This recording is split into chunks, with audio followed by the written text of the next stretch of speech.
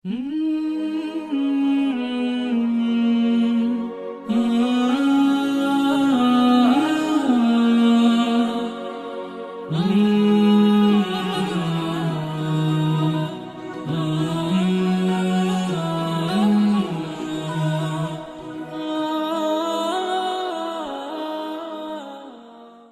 nderuar shikues, vëllezër dhe motra, selam aleikum dhe mirë se takohemi. Jemi në një cikël të ri emisionesh për të njohur me disa prej rrëfime më interesante.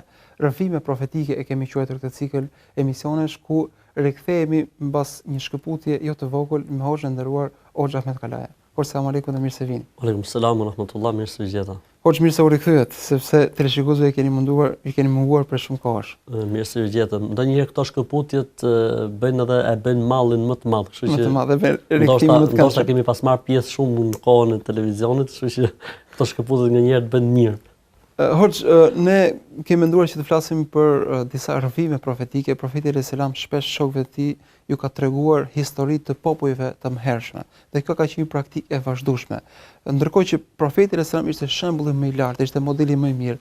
Pse nevojitej që ai t'ju tregonte her pas here ngjarje të njerëzve të cilët ndoshta nuk kanë qenë profet, ndoshta nuk kanë qenë as njerëz të njohur, por se veprimet e caktuara në jetën e tyre kanë qenë shembull edhe për profetin alayhis salam dhe shokët e tij, por gjithashtu vlen si shembull edhe për ne, besimtarët e kësaj kohe dhe me logjik do të vlej deri ditën e gjykimit. Pra pse është e rëndësishme që të përfitohet nga historitë e popujve, të cilët kanë vite ndoshta të shumë shekuj përpara. Është e saktë kjo që ju e thoni, sepse nëse do të shohim në prizmën e shembullit profetik, domethënë ai ishte shembulli i plotësuar. Mirë, në të njëjtën kohë, këtu nuk flitet për profetin më, këtu flitet për një proces edukimi. Vetë Zoti në Kur'an ka përmend shumë ngjarje. Kur'ani në më të shumtën e përbërjes tij ka ngjarje dhe histori. Si në surën Al-Baqara i mbushur me ngjarje dhe me histori, në surën Ali Imran i mbushur me deri tek sura Kaf, andaj nga fundi i Kur'anit, do të thonë le të themi, do të thonë 1/5 ose 1/4 e Kur'anit janë ajete të shkurtra, të shkoqitura dhe nuk kanë to histori dhe ngjarje, vetëm se thjesht gjëra shumë të vogla.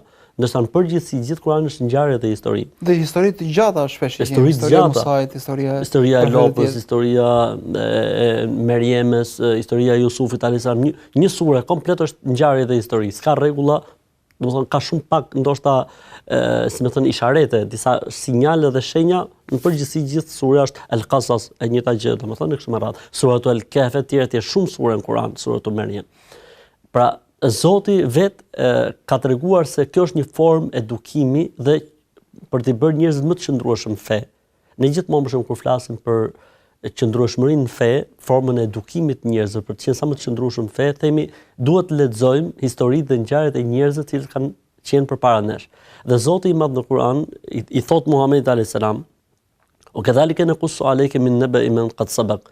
O Muhammed, për këtë arsye ne ti tregojmë ngjarjet që kanë ndodhur më përpara, linuthabbita bihi fuadak, që ty të bëjmë më të qëndrueshëm. Pra dhe profeti ka pas nevojë për histori, për tregim. Profeti alayhis salam ka pas nevojë për këto histori dhe për ngjarje që Zoti ja ka treguar në Kur'an ose ja ka sjell Xhibrili alayhis salam, me mend sa të nevojshme e kemi ne që të edukohemi nëpërmjet historive, nëpërmjet ngjarjeve, nëpërmjet tregimeve. Për këtë arsye, siç e thash, pjesa më e madhe e Kur'anit është histori edhe ngjarje, sepse njeriu kur lexon një ngjarje, kur lexon një histori, Zoti i Madh ka krijuar njeriu të tillë që futet më njëherë në ngjarje.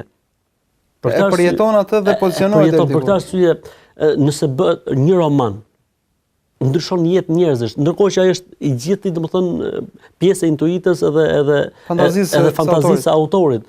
Një histori, një ngjarje, një fabul. Ne jemi në moshë të madhe për shembull tani. Kur lexojmë një fabul fëmijëve, futemi edhe ne në fabul. Edhe fëmia e merr mësimin nga fabula shumë mirë. Me shembull konkret. Kështu që tregimi i ngjarjeve dhe ka një gjë tjetër. Është ndryshe kur thuhet një gjë gjës, është ndryshe kur jepet një shembull, dhe është ndryshe kur tregohet një ngjarje. Ngjarja ose historia ose rrëfimi, siç është edhe emisioni, tregon për diçka të vërtetë, reale. Pra ka qenë Zoti që ja ka treguar Muhamedi alayhis salam. Dhe është ndryshe kur njeriu lexon fantazinë e dikujt, megjithëse ajo të merr me vete, nëse ai ka stil të mirë, po merr mend kur ti lexon një ngjarje e cila është e ndodhur, pra një ngjarje e cila ka ndodhur në vërtet, nuk ka dyshim se ndikimi i njeriu prej saj është shumë i madh. Për këtë arsye Zoti i Madh Allahu xhalla xhelaluhu i thot pejgamberit alayhis salam, pasi i tha, o kedhalika nuqsu alek, i tha faqusul qasasa. Tregoj ngjarje dhe historitë popullit tënd. Pra e mësoi Zoti me disa gjëra dhe tha mos i mbaj për vete, po këto ngjarje dhe histori që ti ka dhënë ty Zoti i jepja edhe ti besimtarëve. Dhe unë mendoj që siç e thash edhe ne vetë, domethënë, në momentin që lexojmë historinë e dikujt që ka vuajtur, në momentin që lexojmë historinë e dikujt që është sprovuar, në momentin që lexojmë historinë e njeriu i cili ka përjetuar një sprovë caktuar, njeriu e kupton, domethënë, e kupton më mirë mirësitë e Zotit ndaj tij, bëhet më falëndërues ndaj Zotit, edhe e kupton se nganjëherë ne i zmadhojmë gjërat. Domethënë, na ndodh diçka sikur ne na ka ndodhur ne të parë për përballjen me këtë siç ndodhi me shokët e Profetit alayhis salam kur erdhi një ditë tek pejgamberi alayhis salam dhe i thanë pejgamberit Zotit, po lutju Zotit se s'po durohet më. Tha pejgamberi alayhis salam, ju si një gjë fare. Më përpara në popujt më herët ndaheshe njeriu në dy pjesë edhe nuk ankohej, domethënë nuk është koha tani e ankimit, jeni në fillim fare. Pra nëse ju e nisni me ankesa që është në fillim, çfarë pritet për jush? Pra jemi në kohën e ushtrimit, jemi akoma duke bërë ushtrimet e para.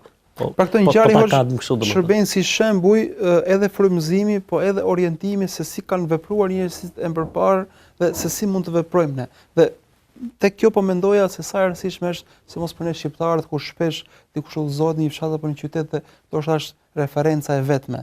Pra që ka shumë rëndësishme shembulli i parë, se si ka ndodhur dhe të tjerët pastaj motivohen për këtë shembull të parë. Edhe ndoshta do t'rregojmë dy fishtë të kujdesshëm ne muslimanët e Shqipërisë që udhëzohemi diku dhe të gjithë ta marrin shembull dhe ndoshta do ecin në hapat tona. Po, domethënë ky shembull mund të jetë një shembull i mirë ose mund të jetë një shembull i keq. Domethënë, nganjëherë ne, domethënë, pa folur fare, vetëm sjellja jon, edukata jon, korrektësia jon, mënyra se si bëhemi mbasi kemi filluar të falemi, mund të jetë një shkak shumë më shumë se sa t'ju shkosh njerëzve der për der dhe t'ju flasësh Islami etj. Ato kanë shembullin në fshatin e tyre ose e kanë fshatin e vet. Bravo. Në rrëfejnë se e pash atë kështu veproi. Ose ka qenë si është bërë. Ka pas shumë raste që njerëzit janë bërë musliman vetëm se si kanë ndryshuar një njerëz, domethënë totalisht mbasi është bërë musliman, domethënë gjithmonë flas për mirë. Po mund të ketë edhe raste të tjera, që dikush domethënë ka qëndruar në të negativitetin e tij, po thjesht ka filluar të falet. Dhe njerëzit thonë edhe kjo është edhe historisë e gjithë tjerat. Po. Për këtë arsye domethënë edukimi nëpërmjet tregimit të këtyre ngjarjeve mendoj se ka bërë shumë punë tek sahabët radhiyallahu ta'ala anhum, po edhe tek ne sot. Nëse ti ulesh dhe dëgjon një hoxh për shembull, dhe ai vetëm flet. Vjen një moment që ti lodhesh. Mas 3 ditësh, 5 ditësh nëse të pyet dikush që ore foli, po çfarë u fol etj, e ke shumë vështirë ta mbledhësh çfarë foli hoxha, sepse mund të ketë pas shumë literaturë ose shumë argumentime.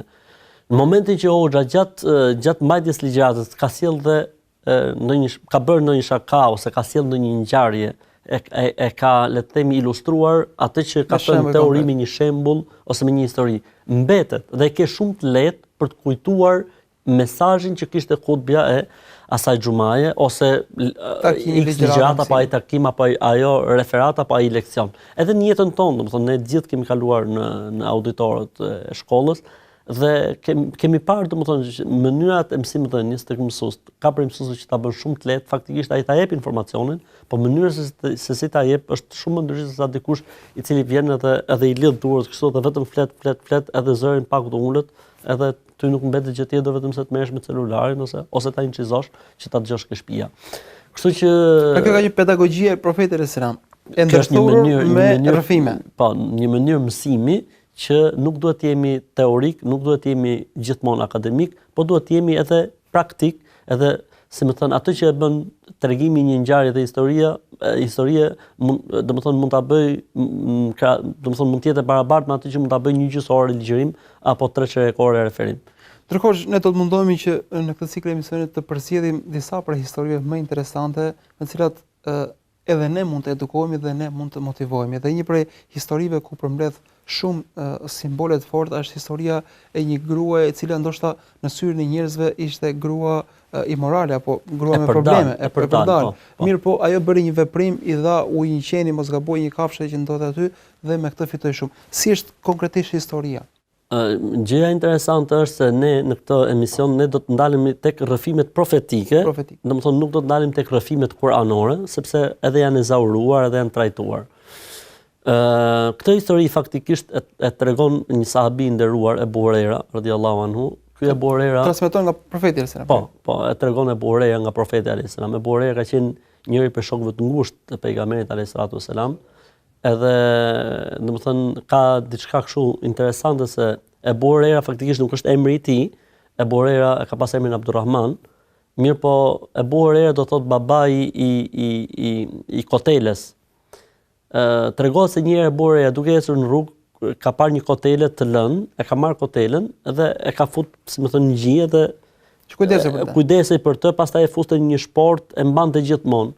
Edhe njerëzit kur e shihnin, i thoshin Ebu Huraira, Ebu Huraira. Ebu Huraira ka qenë faktikisht prej sahabëve që kanë ndetur shumë afër pejgamberit alayhis salam, nuk i është ndarë pejgamberit alayhis salam për 2 vite e gjysmë radhazi. Pra çdo ditë ka qenë ku shkonte pejgamberi sallallahu alajhi wasallam dhe ku lëvizte pejgamberi sallallahu alajhi wasallam. Megjithëse Ebu Huraira nuk ka qenë ndonjë sahabi kush e di se çfarë për sa i përket jetës së kësaj bote dhe për sa i përket pasurive etj. Mirëpo ka qenë prej transmetuesve më të shumë të haditheve nga pejgamberi alayhi salatu wasalam dhe ka qenë prej atyre njerëzve që faktikisht i ka ndodhur një mrekulli me profetin alayhi salatu wasalam. Pra dhe ky pas ka një jetë ndërkohë shumë histori shumë rrëfime. Po. Profeti ishte ulur me shokët e tij dhe tha: kush bën veprimin e mëposhtëm, do të mësoj prej meje çdo fjalë që e them do ta harroj kurrë. Dhe njerëzit që ishin aty nuk është i kushtuar në rëndësi. Dhe Ebu Huraira bëri veprimin që tha profeti alayhis salam, palosjen e këmishës, diçka e tillë. Thotë Ebu Huraira, nga ajo ditë deri më sot, çdo gjë që unë kam dëgjuar nga pejgamberi alayhis salatu wasalam e kam mësuar përmendesh. Prandaj është për transmetuesve më të madh. Për këtë arsye në përgjithësi Ebu Huraira tregon se profeti alayhis salatu wasalam ka thënë. Ebu Huraira tregon se i dërguari i Allahut sallallahu alaihi wasallam ka thënë, ndërkohë që një grua e përdal baghi, e përdal, domethënë që punonte në imoralitet. Një ves i vjetër sa gjithë njerëzit. Se ne ankohemi sot që shohim modele, po themi, është degeneruar shoqëria, po me sa duket gjithmonë ka qenë pjesë e shoqërisë. Përderisa, domethënë, tundimi është dhe epshi, si më thënë, është pjesë e karakterit njeriu. Shejtani ka lozur gjithmonë me këtë pjesë, sepse është një moment që njeriu e humb kontrollin. Dhe në momentin që njeriu e humb kontrollin, do të thotë se bëhet pre dhe bëhet viktim dhe mund ta çojë deri në situata shumë të rënda. Për këtë arsye, ndoshta më vonë do të tregojmë në ngjarje se si ka qenë imoraliteti shkak që njeriu të dalë prej feje dhe prej besimit, sepse është një moment ku njeriu verbohet. Epshi ka një goditje si goditja e dritës së rrufes, që njeriu nuk orientohesh pastaj. Nuk shen në atë moment. Ai mund ta marrë vetëm më pas, por në atë moment verbohet. Për këtë arsye, domethënë, dhe në Islam, domethënë, dihet qëndrimi që ka mbajtur Islami ndaj imoralitetit dhe të gjithë pejgamberët e Zotit, imoraliteti në të gjitha ngjyrimet e tij, qoftë mashkull femër, por qoftë edhe imoraliteti i modern, postmodernist, imoraliteti i mashkullit me mashkull apo i femrës me femër, të gjitha këto domethënë në Islam janë të ndaluara dhe Zoti na ka treguar se është një mëkat prej mëkateve të mëdha. Dhe kur themi mëkat prej mëkateve të mëdha, do të thotë se njeriu duhet të pendohet për të special. Pra, nuk mjafton një pendim i përgjithshëm që ne themi shumë astagfirullah, namazi fshin gjunat apo abdesti fshin gjunat. Pra duhet të distancohet më njëherë dhe të pendohet të kthehet tek Zoti me një kthim edhe të plotësojë ato kushte të pendimit që është heqja dorë nga mëkati, premtimi ndaj Zotit se s'do ta përsërisë më, edhe keqardhja për atë që ka bërë, dhe gjithë kjo të jetë brenda kohës, do të thonë nuk mund të jetë ky pendim në momentin e vdekjes, por duhet të jetë në kohën kur njeriu jeton.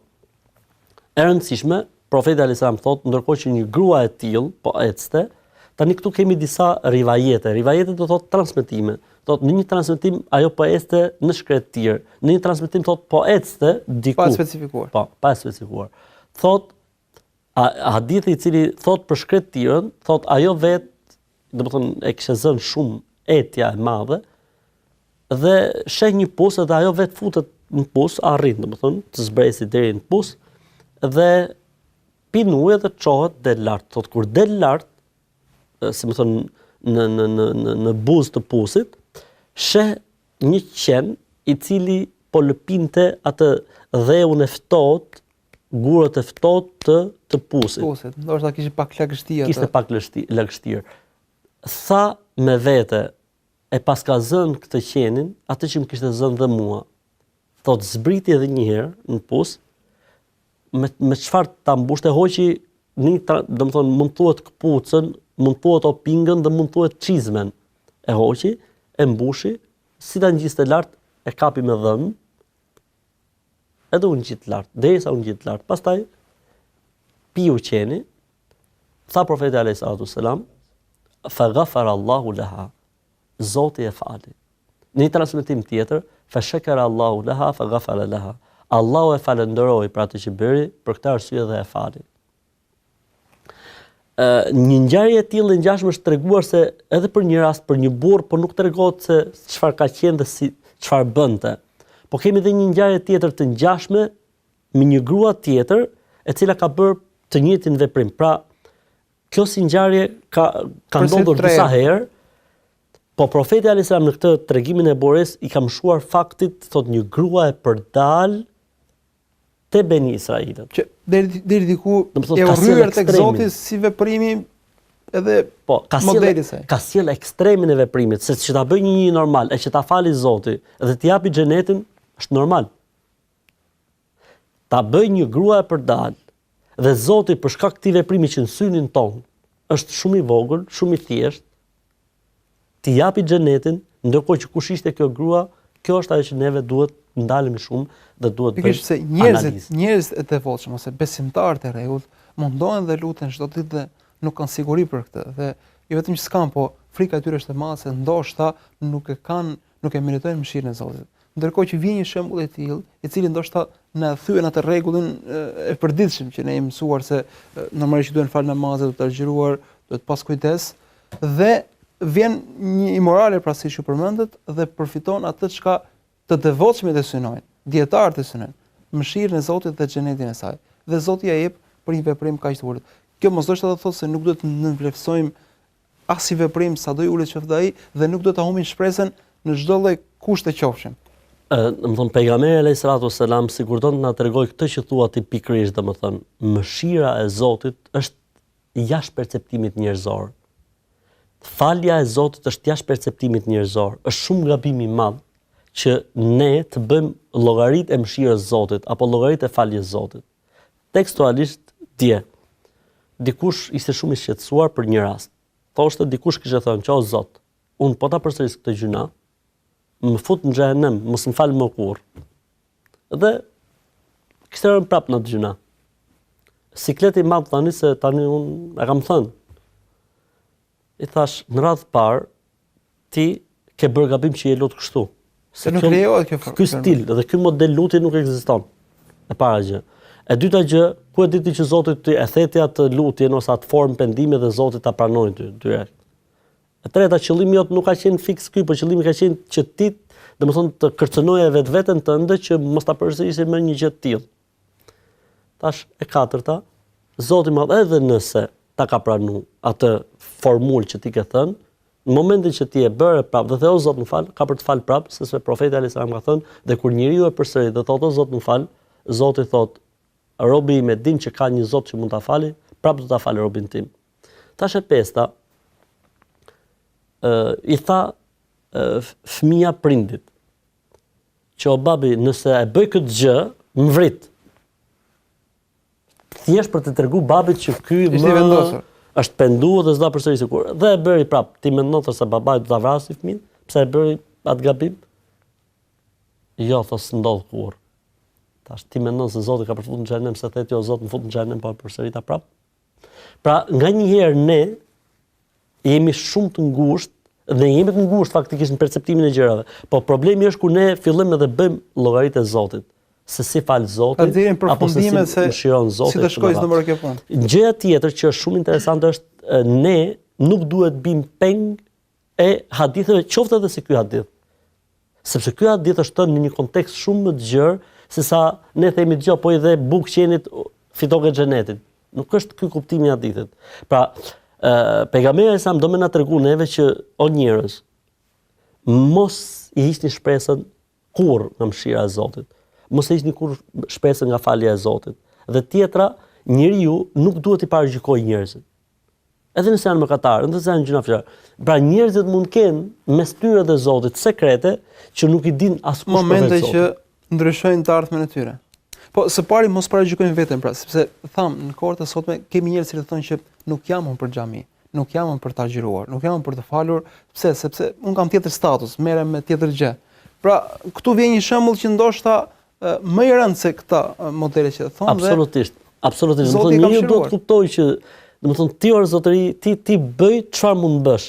Këta kanë atë tipin, o duhet i bësh gjitha, e ti lësh gjitha o hiç. Jo më zotni ka dhe një mesme. Ky është mashtrim për shejtanin, se të gjitha kush mund t'i bëj. Është mashtrim për shejtanin. Domethënë, ai thotë jo se unë nuk e bëj dot sepse unë. O zotëri, po ti falu më zotëri, nuk ka problem. Ti atë je duke e bërë se duke e bërë. Fut edhe faljen. Edhe i thash njërit një ditë, a është më mirë ta takojmë Zotin me gjunahin që ti bën edhe me namaz, apo ta takojmë Zotin vetëm me gjunahin që ti po bën? Jo, më mirë ta takojmë me të dyja. Pa atëherë.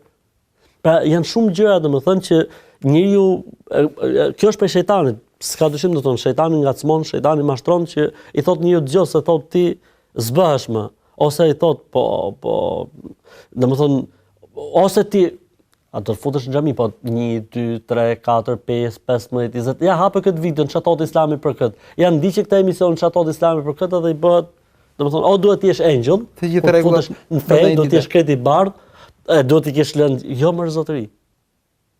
Inshallah shkon puna deri tek aty ku synojmë gjithë. Për këtë arsye ky hadith është hadith, këto hadithe, se ky hadith quhen hadithe shprese.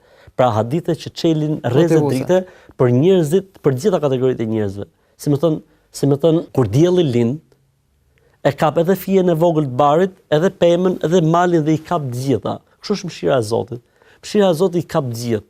Edhe ajo fija e barit e vogël, edhe ajo fara. Ama do të ekspozojnë drejt dritës. Edhe ajo fara e vogël që është, edhe ka nevojë për ato rrezet e diellit. Pavarësisht se nuk i shkojnë direkt, i shkon ngrohtësia e rrezeve të diellit. Kështu edhe puna e njerëzve me gjunat e tyre.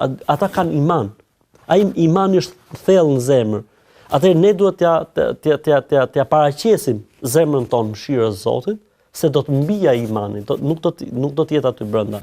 Dhe detyra jonë është pikërisht këtë t'u tregojmë njerëzve. Dhe ky është qëllimi i Profetit alayhis salam. Prandaj profeti e ka treguar këtë ngjarje. Profeti alayhis salam e ka treguar këtë ngjarje, me treguar që s'ka vend kur që njëri thotë, jo po s'm fal, ora ti bëj dhe vepro dhe marrë shpresën tek Zoti. Për gjëra interesante që ka është një punë shumë e vogël faktikisht. Domethënë, i dha ujë qenit. Qenit, jo një njeriu, jo një jetimi. Mi po t'japsh ujë në shkret të tjerë, ose t'japsh ujë kur dikush ka etje për ujë, ky është akti më i madh i bamirësisë. E pyetën profetin alayhis salam, "Tan kush është akti më i madh i bamirësisë?" Tha t'japësh ujë. Pse se uji është jeta. Baza e jetës. Në momentin që nuk ka ujë, nuk ka kuptim asgjë. Mbyllet çdo gjë, errësohet çdo gjë. Tha dikush tjetër, o profeti i Zotit, duhet t'jap sadaka tha për nënën time. Çfarë më këshillon t'jap? Tha përkushtoju ujit. Normalisht edhe atje, domethënë, vështirësia të gjendër ujë. Shkret të tjerë, vape të tjerë dhe zona të tjerë shumë nxehtë dhe normalisht uji është esencial. Me vlerë tjetër pastaj. Me vlerë tjetër. Po dua të them domethënë që i dha ujë qenit. Në synin ton asgjë s'ka bër, stakfirullah. Sepse ne e shohim që përkushtimi i njeriut është kur falet shumë, okay, kjo është prej fesë ton dhe është pjesë e besimit ton dhe nuk e mohon kush. Mirë, po ne nuk duhet të ndërsojmë. Po keqardhja që ajo grua ndjeu për një krijesë Zotit. Dhe për të kuptuar diçka më tepër rreth rrëfimi, le të ndalim në pjesën e dytë. Le ta kemi pjesën e dytë, si thua, në dispozicion për të përfituar më tepër për kësaj. Një shkputje të shkurtër miq dhe rikthehemi pas pak.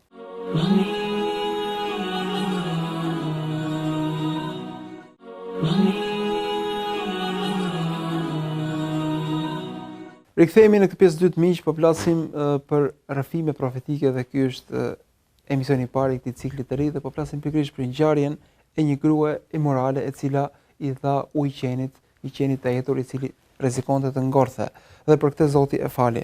Hoxh, edhe pse personazhi në këtë rast është një imorale e cila duket sikur i mungon por realisht i mungon morali, i mungojnë disa parime, duket sikur ajo kishte ruajtur brenda saj disa ndjenja, siç ishte ndjenja e keqardhjes ndaj një krijese të Zotit, që në këtë rast ishte qeni. Sa të kujdesshëm do të jemi dhe ne në ruajtjen e këtyre ndjenjave. Shpesh mendojmë se bëjmë punë të mëdha, por na mungon keqardhja, por kujdesja, mendimi i mirë, pra kujdesi për ndjenjat njerëzore, ndjenjat humane. Kujdesi për ndjenjat njerëzore ose si më thën mbajtja sa më aktive e ndjesive, si më thën që njeriu të jetë i ndjeshëm unë mendoj se është prej detyrave të fesë dhe të besimit. Pra, feja dhe besimi ka disa misione brenda vetvetes dhe një nga misionet kryesore që ka feja dhe besimi tek njeriu është këto ndjenja të brendshme të jenë gjithmonë aktive. Në momentin që ftohen, në momentin që anullohen, në momentin që nuk funksionojnë, do të thotë se domethënë drita e imanit, besimi nuk po funksionon ashtu siç ka diçka që nuk shkon. Dhe këtë kohë rrezikojmë shumë sepse mbyllur brenda një zyre, larg familjes, larg krijesave të Zotit, brenda kompjuterave, brenda po themi lëvizje mekanike, humbasin këto ndjesi, kjo natyrshmëri. Po ndodhin ngjarje, ne jemi dëshmitar, ndodhin ngjarje dhe njerëzit fatkeqësisht edhe këtu tek ne po bëhet si mod, ndodh diçka dhe askush nuk reagon dhe askush nuk vepron, do të thonë sikur nuk ka ndodhur asgjë. Ndërkohë që kjo nuk është normale faktikisht, dhe kjo tregon se ka probleme besimi, sepse pejgamberi sallallahu alajhi wasallam tha, njeriu duhet të reagojë me dorën e tij, duhet të reagojë me gjuhën e tij.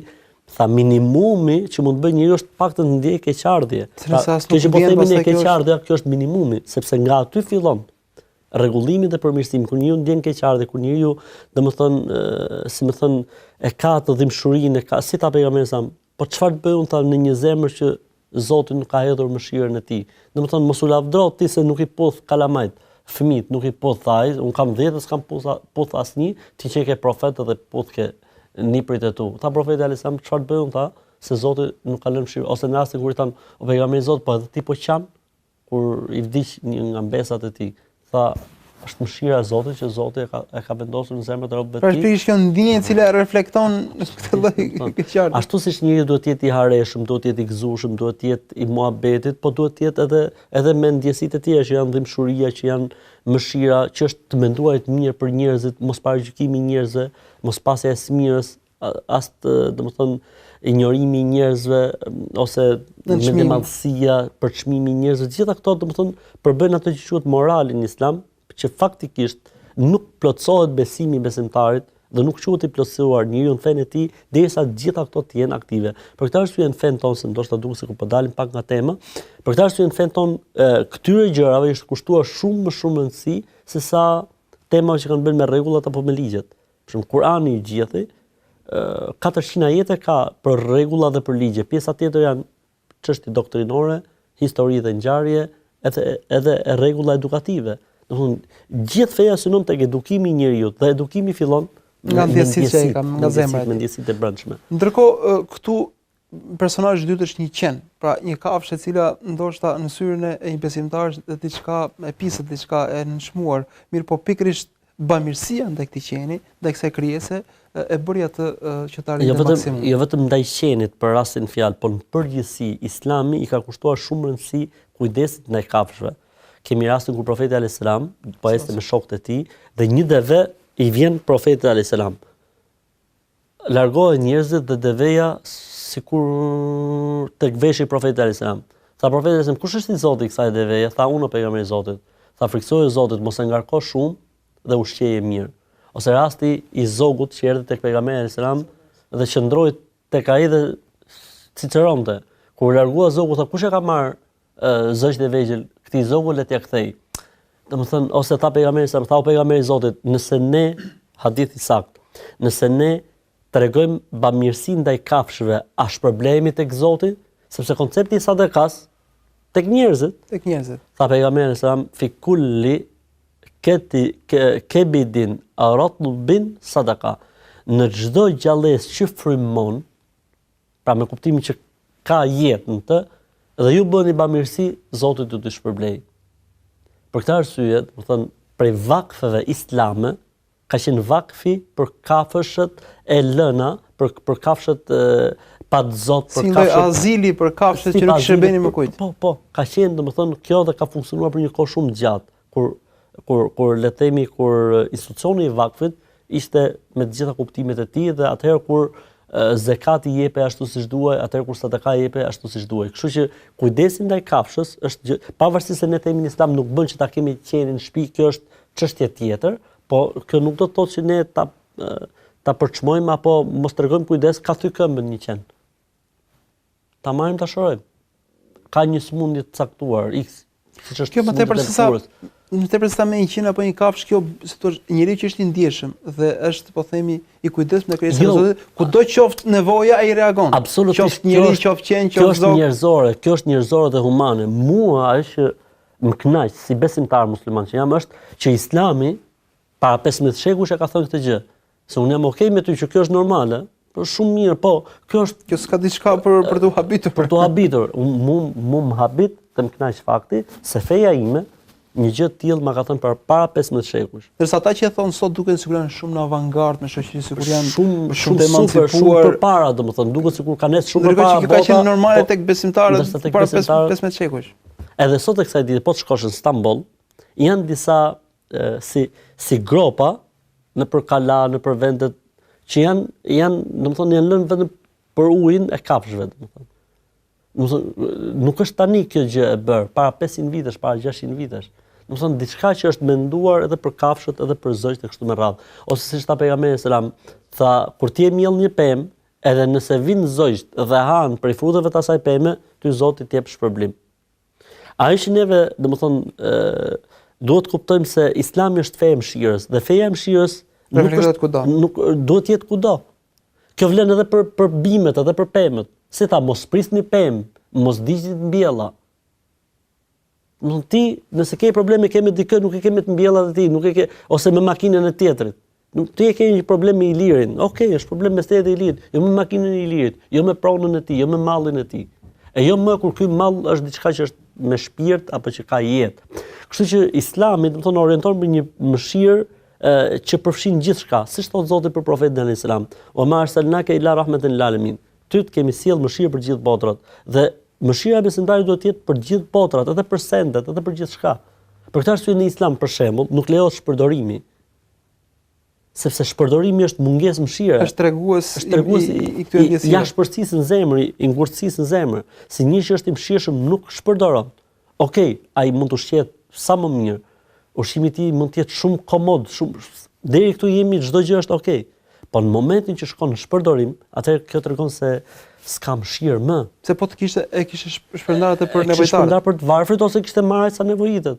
Sepse ky ushqim quhet ushqim i harxhuar. Domethënë mund të përdorej edhe njerëzimi ka nevojë për këtë ushqim. Në momentin që njerëz caktuar shpërdorojnë, do të thotë se faktikisht është një statistikë në internet që tregon çdo gjë se sa konsumohet dhe si shtohet. Dhe po ta shohësh për shembull çdo sekond aty thuhet për shembull u harxhua kaq naftë, kaq benzinë, kaq gaz, lindën kaq njerëz, tani në këtë moment lindën, vdiqin kaq. Dhe çdo gjë që harxhohet do të thotë se ikën nga hambari i madh që Zoti i madh ka vendosur në këtë tokë. Për këtë arsye edhe njerëzit i ka zënë frika e varfërisë. Për këtë arsye edhe domethënë njerëzit kanë ndërhyrë në krijimin e Zotit dhe kanë bërë, si më thën, shpikje dhe gjëra edhe si pasojë domethënë ne smuremi sepse një prej arsyeve është se ka mungon mëshira, domethënë, edhe kjo është një mungesë mëshire, sepse këta njerëz, po mos ta kishin mendjen vetëm tek paraja dhe fitimi i pandershëm, nuk do të bënin sjellje të tilla dhe nuk do të sillen këtu. Dhe gjërat normalisht janë të ndërlidhura me njëra tjetrën, që mos ta ngatrojmë situatën. Pra ajo që unë dua të theksoj është se Islami, feja jon, obligon besimtarin që të jetë mëshirshëm edhe me macën, edhe me qenin, edhe me zogun, edhe gjarprin thotë, mos e vrit pa si më thon, pa e tremb ose pa e sinjalizuar gjarprin. I cili është një farë rreziku. Është një rrezik. Domethënë parametrat me të cilat feja orienton janë shumë të mëdha. Ajo që ne nuk do të harrojmë nga thelbi i hadithit është se nuk duhet të mbledhsojmë asgjë. Kjo është shumë interesante. Mos në mbledhso asgjë. Mos në mbledhso prej veprave të mira asgjë. Edhe nëse je i sigurt se s'do të marrësh falëndrim. Sepse në rastin fjalë, ja bëri një nder qenit, ai për shembull, mas një viti mund të sulmoj. Për shembull, s'është qen. Ku e mandonaj se ti keton buk para një viti. S'ka problem. Ti mos mendo se kush është feedbacku i bamirësisë tënde. Se çfarë përfitojën, çfarë interesi ka. Se çfarë mund fitosh tek Zoti në momentin që ti e bën një vepër të mirë. Pra kjo është që ajo që ne nuk duhet neglizhojmë asnjëherë. Një vepër e vogël që ne ndoshta nuk e kushtojmë rëndësi, një fjalë e mirë, një dëgjim, erdhi dikush dhe ka mlef, ka hall, ka siklet dhe dëgjove. Ai dëgjimi jot, ndoshta ai prej te e mori gjysmore. Mi po ti ndoshta vetëm se e ke dëgjuar. E le atë që të shprehet fitove xhenetin e Zotit. Pra, nuk duhet të mbledhsojmë për veprave asgjë se mund të jetë shkak që të fitojmë xhenetin e Zotit. E di se mund të jetë puna ditën e gjykimit 50 me 50 në një moment caktuar. Dhe një llaf e mirë që i ke thonë të dikujt për një siklet që ka pas, për një problem që ka pas, një gjim që ke bërë për dikujt, një ulje që ke bërë me të, ke orientuar dikë tek dikushi, nuk ke bërë as punë, ke thonë shkon mbaroje punën tek filani. Shkon 51 me 50 dhe fiton xhenetin e Zotit. Pra nuk duhet të ndryshojmë se ore fundja si ndodhi këtu, ore mund të jetë diçka që Zoti i Madh kënaqet. Sepse ti në këtë rast, domethënë punët tona që ne i bëjmë janë, si më thënë ato, preksit e mëshirës Allahut. Dhe një vepër e jona, që e kënaq Zotin, mund ta derdhë gjithë mëshirën e Zotit tek njeriu në atë moment. Dhe ne nuk e dimë, domethënë mëshira e Zotit është si puna e ujit në një calik, që njerëzit shkojnë marrin, pinë gjithmonë. Mirë, po mund të jetë dikush që me një veprim të caktuar e merr gjithë atë calikun dhe e derdh mbi veten e tij, e fiton ai gjithin. Kështu është edhe puna. Pra, momenti dhe ndjesia që kemi në atë moment mund të hap shumë çelësa mëshirës. Është shumë e rëndësishme. Dhe Zoti i Madh mos harrojmë se ne themi njerëzit me njëri tjetrin janë sprov. Dhe kjo është e vërtetë. Po jo vetëm njerëzit me njëri tjetrin janë sprov, ne jemi sprov edhe me kafshët. Ne jemi sprov edhe me ambientin. Ne jemi sprov me natyrën, ne jemi sprov me bindet. Domethënë njeriu është kudo i sprovuar. Për çdo gjë është amanet për një familje. Absolutisht. Për këtë arsye duhet të jemi shumë kujdesshëm, për këtë arsye duhet të jemi shumë bamirës, për këtë arsye duhet të jemi shumë ndjeshëm, edhe nëse je në pyll. Nëse nuk të duhet thyerja e degës, pse e thyn? Edhe nëse je në pyll ku nuk shef kush, pse e djeg? Ku nuk duhet ta djegësh? Edhe nëse je në pyll, pse e hedh plasmasin? Edhe pse je në pyll. Domethënë, ideja është domethënë edukimi shpirtëror, ndjesia shpirtërore, edhe ti bësh këto vepra duke menduar se mund të jetë sebeb me kënaq Zotit. Siç tha profeti alayhis salam, se ndoshta ka ardhur edhe jemi edhe në fund të misionit, tha një burr largoi një ferr nga rruga. Zoti e falenderoi dhe e futi në xhenet. Për një ferr. Kjo tregon se me se çfarë mëshirë ka Zoti ndaj atyre njerëzve që bëjnë edhe më shumë vepra të mira, i ndërtojnë shtëpiat njerëzve, ju gjejnë punë njerëzve, falin namazin, japin zekatin, shkojnë bëjnë haxhin, domthonë, e kupton ti ç'është mëshira e Zotit? Mëshira e Zotit thotë, e hoqi një ferr nga dhe i fali Zotit xhenetin, e falenderoi Zotit atë burrin, vetëm se hoqi një ferr nga rruga. Domethënë shkurt e hesabet do të jenë ndryshe me Zotin, jo siç e bëjmë ne me një tjetrin. Zoti i Madh ka hesabe të tjera. Mënyra se si funksionojnë gjërat tek Zoti janë shumë më ndryshe sa ç'mund të jenë tek ne, domethënë që ne i bëjmë llogarit gabim kur duam të kalkulojmë Zotin me perceptimet apo me mendimet tona. Dhe unë po dua ta mbyll me atë që ju thatë gjatë kohës së pauzës, që ajo qeni ishte i pisët, ajo gruaja imorale ishte e pisët dhe këpuca ishte e pisët, mirë po fitoi më të pastrën, fitoi xhenetin. Zoti shpëletosh. Faleminderit, Zoti shpëlet. Ndërmjet miq, këto ishin minutat e emisionit sotëm, ky ishte takimi jon i parë. Shpresoj dhe lut Zotin që të kemi plot takime të tjera ku të përfitojmë prej rrëfime profetike, me të cilat është motivuar profeti sallallahu alajhi wasallam, e motivuar sahabët, por se ato vlen shumë edhe për ne dhe për gjithë besimtarët deri në gjykimin. Selam aleikum dhe mirë takofshim.